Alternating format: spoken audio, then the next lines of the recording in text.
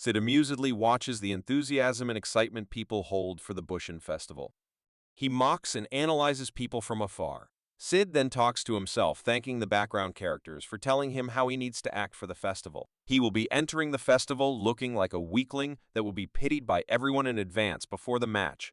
But the moment the battle starts, he will pull a classic victory, leaving everyone confused and amazed by the unexpected show of strength. This has been one of his bucket list wishes as Eminence in Shadow, to mesmerize people when they don't expect it, and the moment to fulfill the wish is finally here for him. Delta walks in her luxurious building only to be shocked to see Sid waiting inside for her.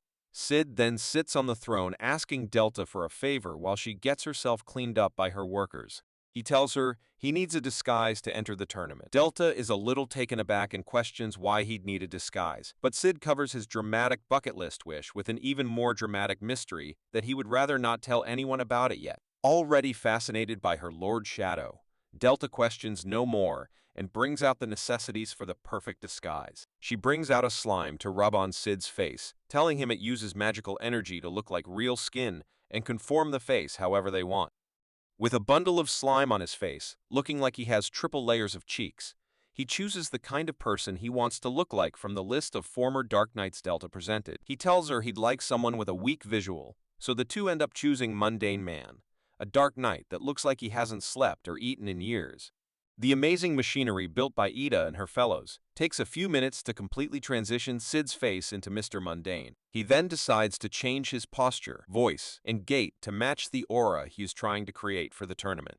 With that, he goes on to choose an appropriate outfit while thinking of how Delta remembers the minutest details he had taught her and has been putting all that to good use. As if some kind of jinxing cue, Delta once again falls off the stairs while walking up to Sid, proving she is all brains with no decent physical attributes. On the street, people talk about Anaros from Velgulta's Seven Blades, who has been famous for having summoned an ancient warrior in her last goddess's trial. Anaros notices Sid, in the mundane figure, walking down the street. She approaches him, asking if he is participating and warning him to not risk his life with his weak physique and ragged armor. But Mundane walks away, telling her not to judge a book by its cover. She calls him from behind while he gets stopped by Quentin and some other Dark Knights to be bullied about what Anaros said. He casually adds fuel to the fire by telling Quentin he is stronger than him. Quentin gets a little frustrated and starts beating him in the alley. Now Sid has numerous moves with which he can end Quentin even before getting touched by his attacks. But this is not the moment he is doing it all for, so he decides to get beaten up silently until Anaros stops him. Anaros walks up to him, apologizing for triggering such a feud while she was giving genuine advice. Sid tells her whatever happened was perfectly fine, and only then Anaros notices he does not look bruised up at all. She questions that while Sid leaves her unanswered, proud of the success of his plans. While sipping on a drink with Skeel, he wonders how he is going to act throughout the tournament while Skell brags about perfectly analyzing the stats of the games before putting a bet on someone to win. He is doing all this to get funded for the bet by Sid, but all in vain. However, Sid now knows Iris and Rose are also participating. Sid leaves after handing the keychain, with the Diablos arm stabbed, to Skell as a souvenir from Lindworm. Walking back, Rose meets Sid, and their conversation updates him about Alexia and Natsume, K.A. Beta, becoming her best friends. Sid keeps the judgment to himself about Natsume and Alexia not being kind enough for the title of good friends. The conversation turns serious when Rose tells him she's going to meet her father and her fiancé, Perv Asshat. She then tells him about the Oriana Kingdom, not being fond of swordsmanship, but a sight from her childhood where a boy saved her with amazing fencing skills, brought her up to this point against everyone's will. She requests Sid to support her no matter how many people she displeases during her journey. Sid promises to do so, after which they part ways. The next day, Skeel and Sid are watching matches while Skeel tries to collect data to make a definite bet until they are disturbed by Golden Gilded, the unbeaten legend in the words of Skell. The name is not the only flashy thing about this guy. He is shining with his armor and sword of gold. He tells Skeel that the nickname embarrasses him. No, he is not being humble, but asking to be called Goldie Gilded, the ever-victorious Golden Dragon. Goldie seems to be a walking embarrassment with all this personality. So, it is a good thing that stupid Skell cannot pronounce the name correctly. Sid takes this opportunity to excuse for a dump while in reality, A match between Gonzale and Mundane is coming up. Goldie tells Skeel that stats are important and analyzes Gonzalez, giving him a numerical value of strength, 1,364, calling it not too bad. Goldie then analyzes Mundane, questioning how he even reached there with a strength of 33. But what's jaw-dropping is that the match is over before Goldie's bragging could be over. Everyone thinks Gonzalez tripped and fell because whatever happened a little too fast. Ana Rosa is one person who saw Mundane punching Gonzalez's jaw and tripping his legs to knock him out. Goldie fakes knowledge of such a thing and leaves after announcing he will fight with Mundane the next day. Sid walks back to Skeel, demanding all his savings to place a bet on Goldie. Sid curtly denies it while being internally amused by Ana Rosa's reaction. Now all Sid has to do is not to disappoint the curious people in his next matches. The next day, Skeel violently bangs on Sid's door, who's currently sleeping with his mundane head lying on his bed's headrest, as if he beheaded someone. Sid opens the door to a worried Skell, telling her Rose stabbed her fiancé and disappeared the previous day. Natsume and Alexia discuss the case of Rose being considered a family issue by the Oriana Kingdom, so they ask the Midgar law to not interfere with it. The two smell something suspicious about it, knowing they have to find Rose, and the kingdoms are not going to indulge in anything to strain their relationships.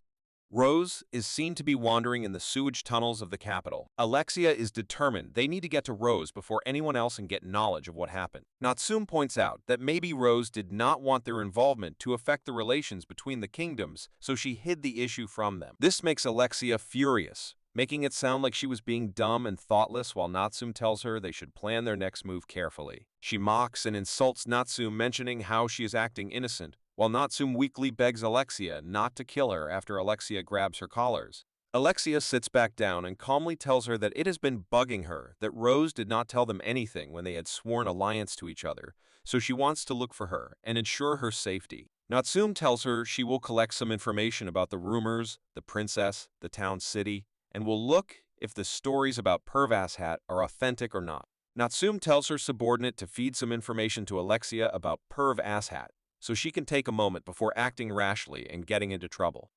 She then asks about Rose and is told about her location, along with the attention to the detail that Rose had been touching her chest frequently while fleeing. In the tournament, Skeel is worrying about the bet, while Sid is thinking about the Rose situation as well as his plans as Eminence in Shadow. Excited about his story progressing, he disappears. As he walks down the stairs, he bumps into a woman who stops at the smell of elves from around Sid.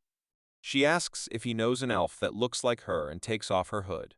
Sid is internally surprised to see the resemblance she has to Alpha, but refuses to say anything.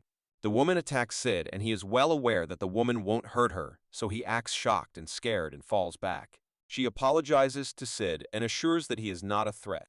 Ana Rose is observing the matches when Quentin approaches her, sure that she came to see Mundane's match after the previous day's qualifiers.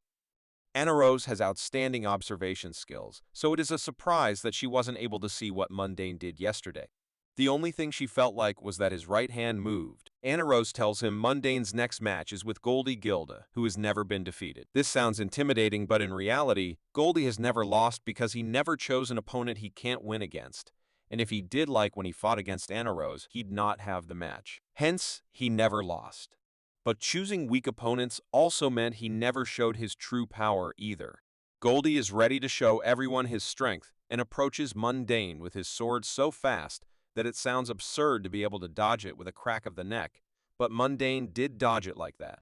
Moreover, he had a clear opening to end the match, but he chose to not retaliate. This offends Goldie more than being dodged, while Quentin and Ana Rose cannot fathom if he coincidentally cracked his neck that moment, or if was it that good. Goldie is furious that Mundane chose to miss out on the chance to attack him, as if there are many more openings ready for him. With that, he exhibits his complete strength and attacks with his golden dragon blade. The next moment, Goldie is flown back and passed out, giving Mundane a victory no one saw coming. Ana Rose tells Quentin she saw Mundane sneeze, which made him move his blade and click with Goldie's sword right before it could strike him, sending Goldie flying back. Quentin cannot believe those methods, but is excited to beat him if he crawls his way to the preliminaries. Princess Iris has a meeting with Pervashat, wanting the royal capital to be involved in the case for Rose, but he keeps dissing Iris for delving into a matter that does not concern them, and that the Oriana Kingdom believes in resolving the matter of family within the family instead of involving outsiders. It is also evident that he does not seem as injured as it was shown in the news, but the guy is unbothered, calling the news exaggerated. The king seems to be in some trance and keeps repeating to let Asshat do whatever he wants, as if on a recording. The matter seems highly suspicious, but Asshat mocks Iris to focus on the tournament she is participating in and not have such matters disturb her pretty little princess head. Iris controls her frustration at this meeting. Mundane easily beats Quentin like he did up until now, and his next opponents are going to be stronger ones like Anna Rose and Princess Iris. As he is walking back, Anna Rose stops him, mentioning how she underestimated him, but also warning him that she has analyzed all his moves and they are not going to work on her. Mundane decides to walk away, casting unbothered, but it is just for the dramatics by sitting. He stops right beside her, giving her a warning that the weights on his arms have been a restriction to him.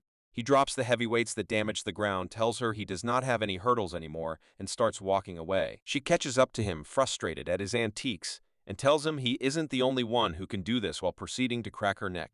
In the tunnels, Rose fights the knights while making sure she doesn't kill any and tries not to get caught while they chase her.